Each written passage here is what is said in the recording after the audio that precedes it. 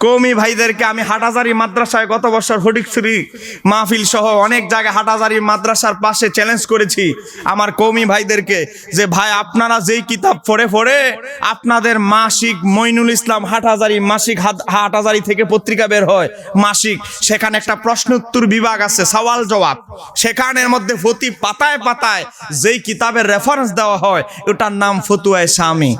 জোরে বলেন কি? ফতুয়ায়ে শামী। এখানে আলেম ওলামা ভাইয়েরা আছে। ফতুয়ায়ে শামীর একটা ইবারত, আমার ভাই এখানে পাশে বসা, ফতুয়ায়ে শামীর একটা ইবারত কিতাবুল হজ দারুল ফিকুর ইলমিয়া 2 নম্বর খণ্ড 511 নম্বর পৃষ্ঠা কিতাবুল হজ। আরাফার রাতের ফজিলত আলোচনা করতে গিয়ে হানাফি মাযহাবের অন্যতম উঁচু মাপের একজন মুস্তাহিদ তবকার ফকি, উঁচু মাপের একজন ফকি ইমাম ইবনে আবিদিন শামী, যিনি আওলাদে রাসূল ছিলেন, আমার নবীর বংশধর ছিলেন, জোরে বলেন মারহাবা। ইমাম ইবনে আবিদিন শামী হানাফি মাযহাবের বিখ্যাত ফকি, তিনি 365 রাতের মধ্যে কোন রাতের মর্যাদা সবচেয়ে বেশি এই প্রসঙ্গে আলোচনা করতে গিয়ে ইমাম ইবনে আবিদিন শামী রাহমাতুল্লাহ আলাইহি বলছেন, আন্না আফদালাল লাইলি, নিশ্চয়ই সর্বোত্তম রাত হচ্ছে লাইলাতু মাউলুদিহি সাল্লাল্লাহু আলাইহি সাল্লাম, আমার নবীজির আগমনের রাত, মিলাদুন নবীর রাত হচ্ছে 365 রাতের মধ্যে সর্বোত্তম। জোরে বলা যাবে কি সুবহানাল্লাহ? আরো জোরে বলেন। খায়রুন না, উত্তম না, সর্বোত্তম, উত্তমের উপরে উত্তম। জোরে বলেন না মারহাবা। ভাইজান আসেনি আফদাল, আসেনি আফদাল শব্দ আসেনি, ইসমে তাফজিলের সিগা ব্যবহার করে আমার আল্লাহ বুঝাই দিলেন উত্তম না, শুধু উত্তমের উপরে উত্তম রাত হচ্ছে আমার নবীজির মিলাদুন নবীর রাত। জোরে বলেন না সুবহানাল্লাহ। আরো জোরে বলেন না সুবহানাল্লাহ। আমার বাবারা ভাইয়েরা, সময় কম, আমাকে আর কয়েকটা বিষয়ের দিকে যেতে হবে। আপনাদেরকে সংক্ষেপে মিলাদুন নবীর মাসে, রবিউল আউয়াল মাসে মিলাদুন নবীর অনেক আলোচনা হয়। আমিও মিলাদুন নবীর উপরে প্রতি রবিউল আউয়াল মাসে লম্বা প্রত্যেক জায়গায় আলোচনা করেছি, সেদিকে যাব না। এলাকায় একটা ফিতনা আছে, জানাজার পরে দোয়া বেদাত। কথা বলেন, আছে না নাই? দেখেন, এই দেখেন আমার হাতে একটা বই, কি ভাই? হাদিসের আলোকে জানাজার পরে দোয়ার বিধান। দেখছেন আপনারা? আমার নিজের ডাইরেক্ট একটা আলাদা বই আছে, হাদিসের আলোকে জানাজার পরে দোয়ার বিধান। এই বইটা কত হাজার কপি ছাপা হয়েছে জানেন? 38,000 কপি। জোরে বলেন মারহাবা। 38,000 কপি চলে গেছে, এখন আমাদের ওয়াহাবি ভাইদের পক্ষ থেকে কোনো জবাব পাওয়া যায়? আলহামদুলিল্লাহ মুনাজারা করে অভ্যাস আছে, বয়স কম, বয়স 28+ 29 রানিং। আলহামদুলিল্লাহ শিয়া খারেজি ওয়াহাবি সবার সাথে লড়ে অভ্যাস আছে। আর কথা বলেন ঠিক কিনা? কারণ শাহ শ্রীকুটির গোলাম, খাজা গরিবে নামাজের গোলাম, গাউস পাকের গোলামরা কখনো ভয় পায় না। কথা বলেন ঠিক কিনা? কোরআনুল কারিমে আমার আল্লাহ বলছে, কুল বিফাদলিল্লাহ, হে আমার হাবিব আপনি বিশ্ববাসীকে জানিয়ে দিন, বিফাদলিল্লাহ আল্লাহর ফদল পাওয়ার পরে, অবি রহমাতিহি আমার রহমত পাওয়ার পরে। কয়টা জিনিস হইল? আরো জোরে বলেন। 2টা, একটা হচ্ছে ফদল আর একটা হচ্ছে রহমত। তো কি ফাইলে কি করতে হবে? ফাবিজালিকা ফালইফরাহু, তাহলে আপনার উম্মতরা যেন আনন্দ উদযাপন করে। জোরে বলেন না সুবহানাল্লাহ। আরো জোরে বলেন। 2টা জিনিস হযরত রাইসুল মুফাসসিরিন হযরত আব্দুল্লাহ ইবনে আব্বাস রাদিয়াল্লাহু তাআলা তিনি বলেন, তাফসিরের নাম তাফসিরে দুররুল মানসুর, সূরা ইউনূসের 58 নম্বর আয়াতের ব্যাখ্যায় হযরতে ইমাম জালালউদ্দিন সুয়ুতী উল্লেখ করেন, রাইসুল মুফাসসিরিন হযরত আব্দুল্লাহ ইবনে আব্বাস রাদিয়াল্লাহু তাআলা তিনি বলেছেন, তিনি উল্লেখ করেছেন যে এখানে ফদল মানে হচ্ছে জ্ঞান, এলম। জোরে বলেন কি? এলম। আল্লাহ সুবহানাহু ওয়া তাআলা আপনাকে যত দয়া করেছেন এর মধ্যে সবচেয়ে বড় দয়া হচ্ছে কি জানেন? জ্ঞান। জোরে বলেন কি? আরো জোরে বলেন। আজকে আপনি 5 কোটি টাকার মালিক, কিন্তু আপনার মাথা ঠিক নাই। জোরে বলেন কি নাই?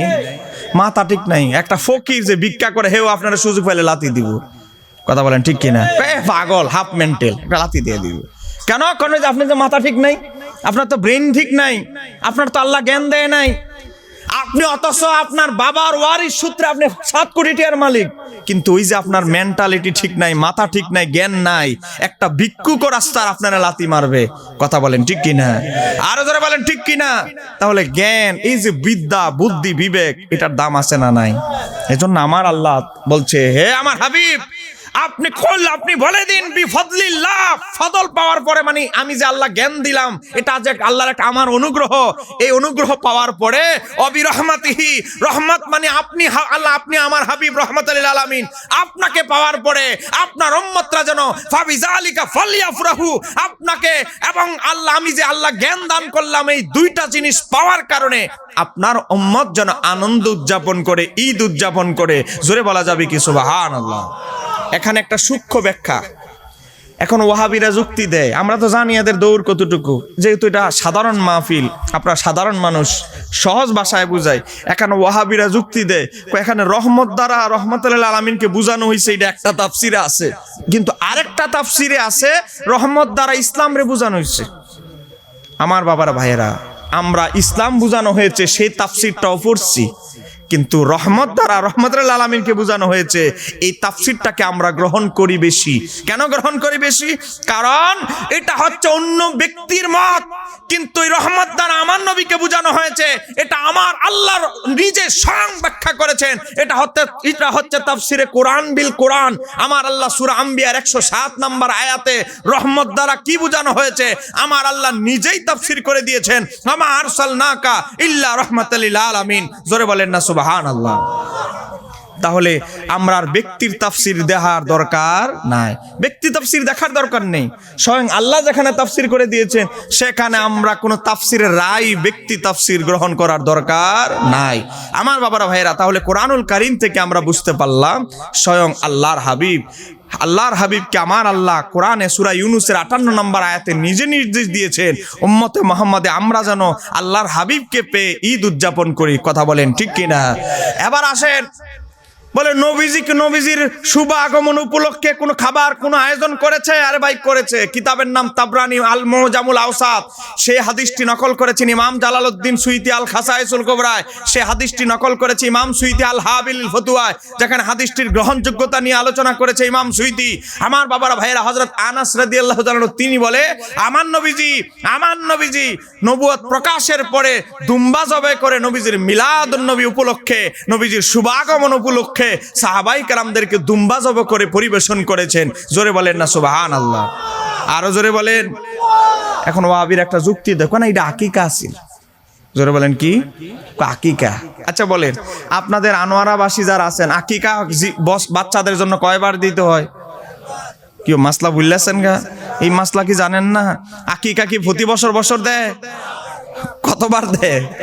একবার। তো দেখেন, এই ইমাম জালালউদ্দিন সুয়ুতী উল্লেখ করেছে, নবীজির দাদা আব্দুল মুত্তালিব নবীজির জন্মের বিলাদাতের শুকরিয়া আগমনের 7তম দিনে নবীজির নামকরণও করেছে, আকিকাও দিয়েছে। এখন নবীজির দাদা তো আকিকা বহু আগে আদায় করে ফেলেছে, এখন আবার কিসের আকিকা? বুঝা গেল আমার নবীজি তার বিলাদাতের শুকরিয়া আদায় উপলক্ষে যদি দুম্বা জবাই করতে পারে, আমরা আয়োজন করলে অসুবিধা আছে?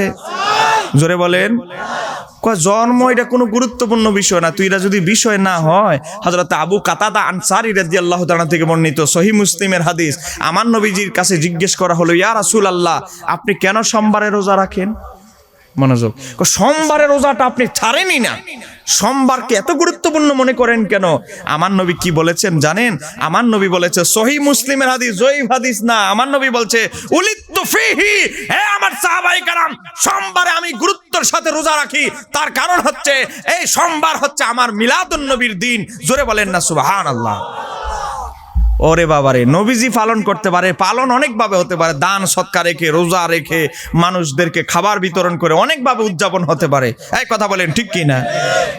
তো নবীজি মিলাদুন নবী পালন করতে পারে, আমরা করলে বেদাত। এত বছরে আমাদের কওমি ভাইয়েরা বলেছে ঈদ দুই ঈদের পরে আবার নতুন কিসের ঈদ? এখন আবার আলহামদুলিল্লাহ এই বছর 2022 সালে এবার গবেষণা করে বলতেছে, না, ঈদ টোটাল ইসলামে 4টা ঈদ আছে। আগে বলছে কয়টা? এখন আলহামদুলিল্লাহ গবেষণা করে আরো 2টা পাইছে। একটা হচ্ছে আরাফার দিন ঈদ, জুমার দিন ঈদ। তো মাশাআল্লাহ, এখন যেহেতু এই বছর 2022 সালে 2টা পাওয়া গেছে, 23 সাল 24 সালে হয়তো ঈদ মিলাদুন নবীও খুঁজে পাবে। কথা বলেন ঠিক কিনা? ইনশাআল্লাহ দোয়া করি তাড়াতাড়ি পাক আর দ্বন্দ্ব নিরসন হোক। কথা বলেন ঠিক কিনা?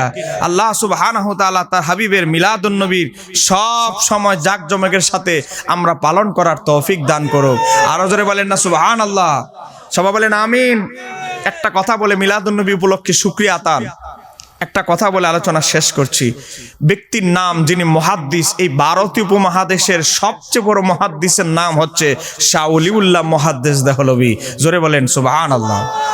পাশে আলেম ওলামা বসা, জিজ্ঞেস করেন এই ভারতীয় উপমহাদেশের সবচেয়ে বড় মুহাদ্দিসের নাম শাহ ওলিউল্লাহ মুহাদ্দিস দেহলভী।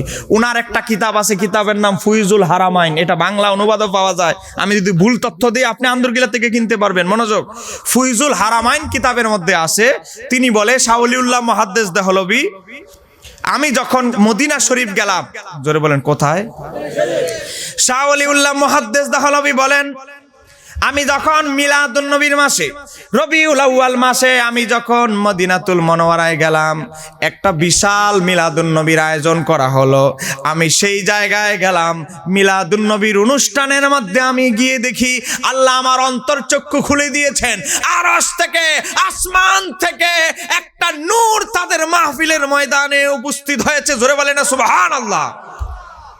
আসমান থেকে তাদের উপরে নূরের ঝলক বর্ষিত হচ্ছে, আমার নিজের চোখে আমি দেখলাম। জোরে বলেন না সুবহানাল্লাহ। তাহলে মিলাদুন্নবীর অনুষ্ঠানের ফজিলত আছে না নাই? বরকত আছে না নাই? আমার বাবারা ভাইয়ের আরেকটা কথা, একই কিতাবে ফুয়ুজুল হারামাইন এসেছে। আমার বাবা মানে শাহ ওলিউল্লাহ মুহাদ্দিস দেহলভীর বাবা নাম হচ্ছে শাহ আব্দুর রহিম দেহলভী রহমাতুল্লাহ আলাইহি। তিনি বলেন, আমার বাবা প্রতি বছর ঈদ মিলাদুন্নবীর আয়োজন করতে। এক বছর দুর্ভিক্ষ, খরা দেখা দিল, টাকা পয়সা নাই, অসচ্ছল অবস্থা। আমার বাবা প্রতি বছর দুম্বা ছাগল জবে করে মিলাদুন্নবীর আয়োজন করত। কিন্তু ওই বছর খরা, মানুষ নিজেরাই খাইতে পারে না। সোনা বোট চিনেননি? রমজানে যে খান, কি বলেন আপনারা? চট্টগ্রামে কি বলে? সোনাবোট। এই সোনাবোট সিদ্ধ করে আয়োজন করলো, সবাইরে বাটির মধ্যে, ছোট বাটির মধ্যে দিল। কিন্তু মনটা খারাপ যে প্রতি বছর আমি এত বড় ব্যাপক আয়োজন করি, আর এই বছর সোনাবোটে চলে এসেছে আমার আয়োজনটা ছোট হওয়ার কারণে মনটা নরম হয়ে গেছে। শাহ আব্দুর রহিম দেহলভী গেল ঘরের মধ্যে গিয়ে, যখন চোখটা বন্ধ করলেন, ঘুমাইতে গেলেন, দেখতে পাচ্ছে আমার নবীকে স্বপ্নে তিনি দেখতে পাচ্ছেন। আমার নবী যেই তবারকগুলো তিনি বিতরণ করেছেন সোনাবোট, সেই সোনাবোটগুলো আমার নবী যে দস্তরখানার মধ্যে নিয়ে বসে আছে। জোরে বলা যাবে কি সুবহানাল্লাহ? আরো জোরে বলেন।